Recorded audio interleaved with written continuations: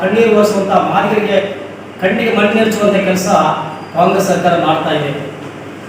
ಹಾಗಾಗಿ ನಾವು ಕಾಂಗ್ರೆಸ್ ಸರ್ಕಾರವನ್ನು ತೀವ್ರವಾಗಿ ಖಂಡಿಸ್ತಾ ಇದ್ದೀವಿ. ಮಾನ್ಯ ಮುಖ್ಯಮಂತ್ರಿ ಸಿದ್ದರಾಮಯ್ಯ ಸಾಹೇಬ್ರೆ, ತಾವು ಒಳ ಮೀಸಲಾತಿ ಪರವಾಗಿ ಇದ್ರೆ ಅಥವಾ ಸುಪ್ರೀಂ ಕೋರ್ಟ್ ಏನು ಆದೇಶ ಬಂದಿದೆ ಅದರ ಅನ್ವಯವಾಗಿ ನೀವೇನಾದರೂ ನಾಳೆ ಬರುವಂಥ ಬೆಳಗಾವಿ ಅಧಿವೇಶನದಲ್ಲಿ ತಕ್ಷಣ ಏನಾದರೂ ಜಾರಿ ಮಾಡಿದ್ರೆ ನಾವು ನಿಮ್ಮನ್ನು ಸ್ವಾಗತಿಸ್ತೀವಿ, ಅಭಿನಂದಿಸ್ತೀವಿ.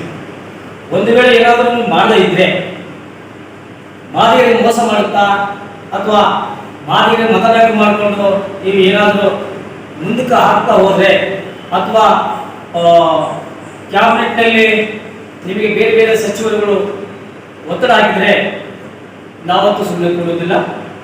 ನಾವು ಈಗಾಗಲೇ ರಾಜ್ಯ ಪ್ರವಾಸವನ್ನು ಮಾಡ್ತಾ ಇದ್ದೀವಿ. ಇಡೀ ನಮ್ಮ ಸಮುದಾಯದ ಜಾಗೃತಿ ಮಾಡ್ತಾ ಇದ್ದೀವಿ. ರಾಜ್ಯದ 31 ಜಿಲ್ಲೆಗಳಲ್ಲಿ ನಾವು ಪ್ರವಾಸ ಕಾರ್ಯಕ್ರಮ ಮಾಡಿ ನಮ್ಮ ಸಮುದಾಯವನ್ನು ಹೆಚ್ಚಿನ ಸಂಖ್ಯೆಯಲ್ಲಿ ವರ್ಣಾ ಕ್ಷೇತ್ರದಿಂದ ಅವರ ಸ್ವಕ್ಷೇತ್ರ ವರ್ಣಾ ಕ್ಷೇತ್ರದಿಂದ ಪಾದಯಾತ್ರೆ ಮೂಲಕ ವಿಧಾನಸೌಧ ಚಲೋ ಕಾರ್ಯಕ್ರಮ ಮಾಡಲಿಕ್ಕೆ ಈಗಾಗಲೇ ನಾವು ಸಿದ್ಧತೆಯನ್ನು ಮಾಡಿಕೊಂಡಿದ್ದೀವಿ. ಹಾಗೆಯೇ ಇವತ್ತಿನ ಸಂದರ್ಭದಲ್ಲಿ ಒಳ ಮೀಸಲಾತಿ ಮಾಡಿದ್ರೆ ಯಾವ ಸಮುದಾಯಕ್ಕೂ ಅನ್ಯಾಯ ಆಗಲ್ಲ. ಒಟ್ಟು ಲಂಬಾಣಿ ಕೊರ್ಚ ಸಮುದಾಯಗಳು ಕೂಡ ಅನ್ಯಾಯ ಆಗಲ್ಲ. ಗೋವಿ ಸಮಾಜ ವಲಯ ಸಮಾಜಕ್ಕೆ ಕೂಡ ಅನ್ಯಾಯ ಆಗಲ್ಲ. ಆಯಾ ಜನಸಂಖ್ಯೆ ಅನುಗುಣವಾಗಿ ಮೀಸಲಾತಿ ಕೊಡೋದೇಳಿ ಜನಸಂಖ್ಯೆ ಅನುಗುಣವಾಗಿ ಸುಪ್ರೀಂ ಕೋರ್ಟ್ ತೀರ್ಪು ಬಂದಿದೆ.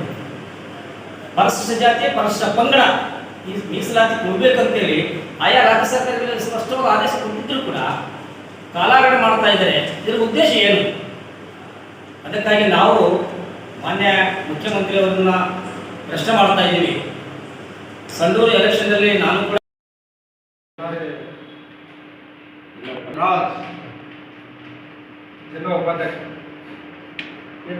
ವೆಂಕಟೇಶ್ ಕತ್ತಿ ಸರ್ ರಾಜ